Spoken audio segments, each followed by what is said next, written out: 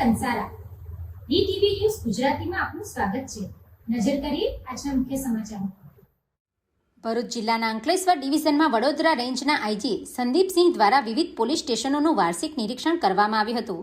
આ નિરીક્ષણ દરમિયાન પોલીસની કામગીરીની વિગતવાર સમીક્ષા કરવામાં આવી અને જરૂરી માર્ગદર્શન આપવામાં આવ્યું। આઈજી સંદીપસિંહે પોલીસ સ્ટેશનોમાં આવેલ અરજદારો સાથે સીધી મુલાકાત કરી તેમની પાસેથી કામગીરી અંગે ફીડબેક મેળવ્યો હતો। આ સાથે જ સ્થાનિક સ્વરાજ્યની સંસ્થાઓની આવનારી ચૂંટણીને ધ્યાનમાં રાખીને મતદાન અને મતગણતરી દરમિયાન કાયદો અને વ્યવસ્થા જળવાઈ રહે તે માટે પોલીસ અધિકારીઓ સાથે વિશેષ બેઠક યોજાઈ હતી। આ પ્રસંગે અંકલેશ્વરમાં સમગ્ર ગુજરાતમાં પ્રથમ વખત પોલીસ કર્મીઓને આપવામાં આવેલ માર્શલ આર્ટ્સની ટ્રેનિંગનું ડેમોન્સ્ટ્રેશન પણ રજૂ કરવામાં આવ્યું હતું, જેને હાજર અધિકારીઓએ પ્રશંસા કરી હતી।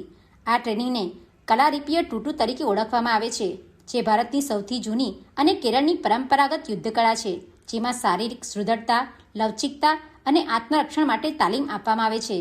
આ ટ્રેનરો માટે ખાસ કેરાલાથી ટ્રેનરો બોલાવવામાં આવ્યા હતા। પ્રારંભિક તબક્કામાં 30 જેટલા પોલીસ કર્મીઓને આ અંગેની તાલીમ આપવામાં આવી છે। કાર્યક્રમમાં જિલ્લા પોલીસ વડા અક્ષયરાજ મકવાણા, એએસપી અજયકુમાર મીણા, ડીવાયએસપી કુશલ ઓઝા સહિત પોલીસ અધિકારીઓ અને પોલીસ ઇન્સ્પેક્ટરો હાજર રહ્યા હતા। વડોદરા રેન્જ તરફથી મારી કચેરી તરફથી આજે બે કચેરીઓની મુલાકાત અંકલેશ્વર ખાતે લેવામાં આવી છે। એમાં સૌથી પહેલાં અંકલેશ્વર એ ડિવિઝન પોલીસ સ્ટેશનમાં મેં જઈને 14 જેટલા અરજદારોને એમની રજૂઆત સાંભળી છે। એમની રજૂઆતના યોગ્ય નિકાલ થયા છે કે કેમ એની ચકાસણી કરી છે, જરૂરી સૂચનાઓ પણ આપી છે। એ પછી મારા કચેરી દ્વારા જે અંકલેશ્વર ડિવિઝન છે એ ડિવિઝનની વાર્ષિક જે 2 વર્ષમાં એક વખત આપણે દ્વિવાર્ષિક જે ઇન્સ્પેક્શન લેવામાં આવે છે એની નોટ રીડિંગના આયોજન કરવામાં આવ્યા હતા।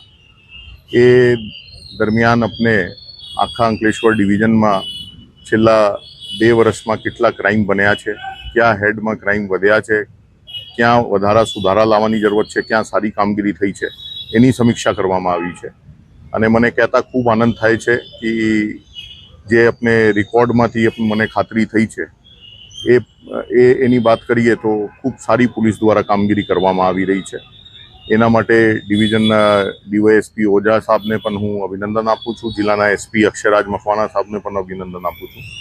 આવનાર સમયમાં પણ આ સુંદર કામગીરી ચાલુ રહે અને અંકલેશ્વરની જનતા ખૂબ શાંતિપૂર્ણ વાતાવરણમાં જીવન વ્યતીત કરે એવી મને આશા છે।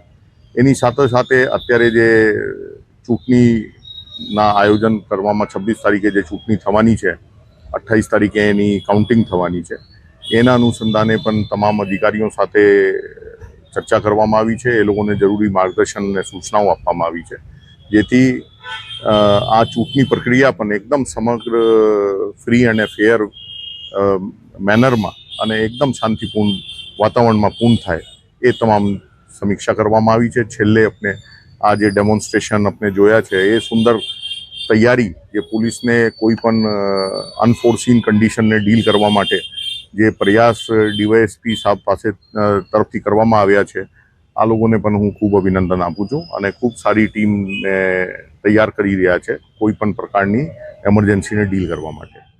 Pintu Modi, DTV news, Ankleshwar.